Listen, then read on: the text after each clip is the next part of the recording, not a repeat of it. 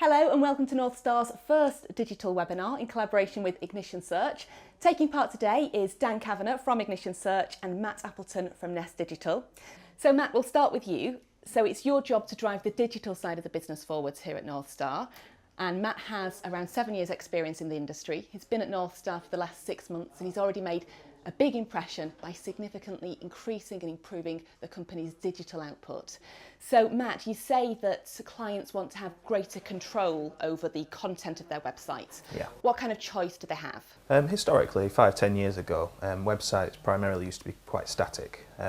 These days clients do like to have control over their content, images, news posts, using content management systems. They've got two choices really. They can either have a bespoke system made, which is primarily designed around their business processes, or they can use something known as an open source platform, such as WordPress or Drupal, and there's many more as well. And Matt, you've mentioned that clients can have a custom-built content management system, but what are the pitfalls of that? Primarily, custom-built content management systems are very expensive. They can take hundreds or thousands of man-hours of design, development, testing. It really does depend on the size of the system. Obviously, once that system's built, you are tied into that agency or group of developers for the foreseeable future. Because they own the intellectual property of the system, you're never really going to be able to part ways unless you do rebuild the website from scratch. And what would you say the main benefits are then? The benefits of a custom-made content management system allow the system to tie in perfectly with your business processes. If you've got any internal CRM systems, you can basically develop a website which will work with those perfectly. There's no hacking, no trying to put a square peg in a round hole basically. It's a good solution, but as mentioned earlier, it's very expensive. And you mentioned WordPress earlier. What are the benefits of that? With WordPress, you've got a very active developing community. It's well supported, it's very stable, and it's very easily maintainable going forward. It's got a very intuitive layout. It's very easy for people to pick up, and if it's used correctly, it can be a very powerful tool for content management.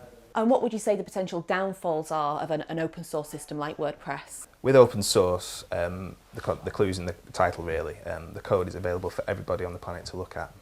All it takes is somebody a bit disruptive who's any good at coding, spots any sort of potential flaws in the code, and they can potentially access your site, make changes to it that you don't want to make, and essentially inject malicious code, which could potentially affect your site rankings over time if it doesn't get picked up on straight away.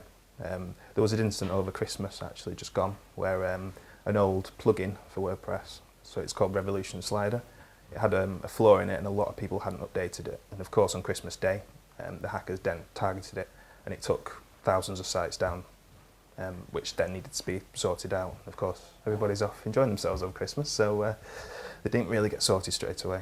And obviously that's why they do it on Christmas Day or New Year's Eve. So using WordPress as an example then, some people would say that it has a limited functionality, that it should only be used for things like blogging. What are your thoughts on that? I think 5 years ago you were probably right. It did have limited functionality back then. I think a lot of people are basing their views on that. In the last 5 years it's come on leaps and bounds. The new features that have been added have been absolutely fantastic, and it really does allow developers to sort of make it their own, add the functionality, especially with the support out there from the active developer community that I previously spoke about.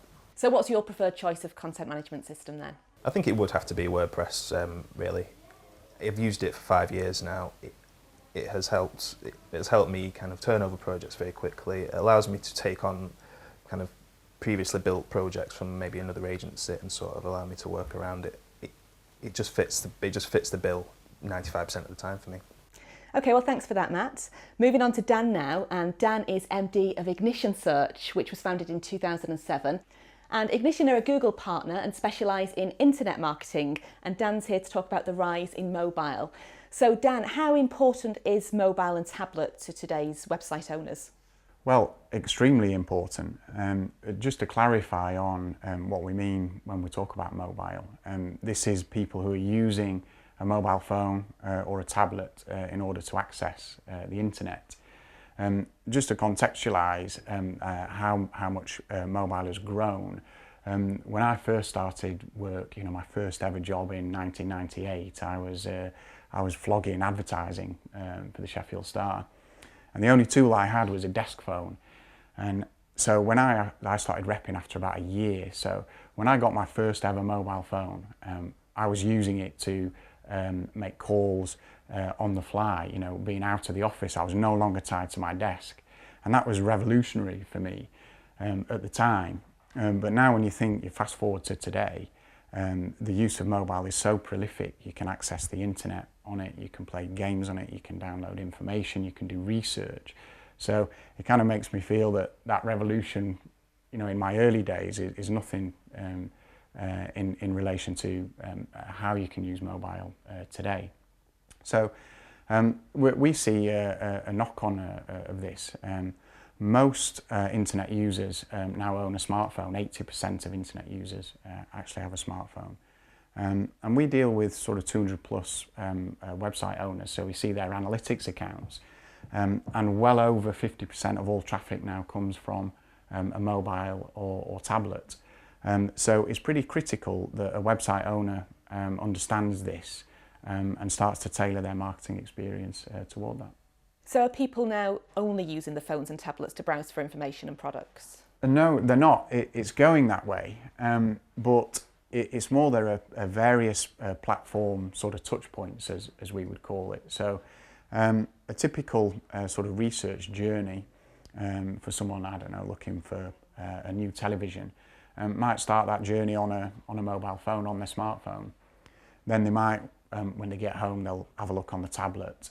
They may then transit through to making the purchase through a more traditional method, i.e. their desktop or the laptop. And in fact, this stat is rising. So if you look at July last year, 53% of purchases of visitors on retail websites were actually using the smartphone, the tablet, and also the desktop. And by December, so only 5 months later, this had gone up to 57%. So when we're talking about a mobile strategy, it's important to think that, you know, people are using their phone, they're using their tablet, and they're also defaulting back to desktop and laptop in that personal journey for information. So how important to the search engines then is mobile and tablets? Extremely important. Again, if you consider that most website owners now get more than half of their traffic from mobile and tablet, the search engines obviously need to consider that in how they show people results, their customers who are using the search engine. So you now have a mobile friendly tag in Google, for example. So whilst, you know, Google's not officially saying, well, we are prioritizing responsive sites and mobile friendly sites, it makes sense to conclude that if they are now tagged as being mobile friendly and a search is being performed on a mobile, that those sites are going to get prioritized in the results. And that is extremely exciting for any website owner. And are people actually using mobile and tablet to buy products? And if so, are there any barriers?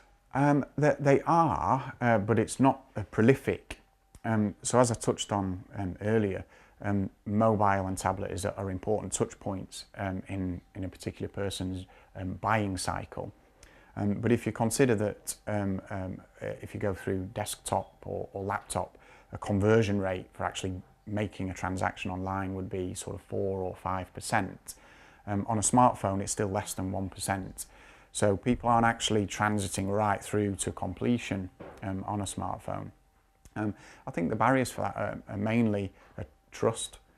So can you trust a transaction on your smartphone? But also like the practical elements. If you think how small the screen is, and not many sites actually have such a great experience on mobile. You know, it's easy to press the wrong button or whatever.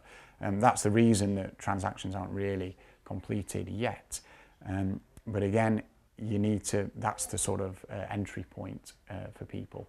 And you can track all this through analytics, so you can see that if someone comes through on a mobile device initially, but then they fulfill their transaction on a tablet, on a laptop or a desktop, the stats are there. And you say yet. Do you think that could change? Well, I think it will change. We've already seen an increase in conversions on tablets.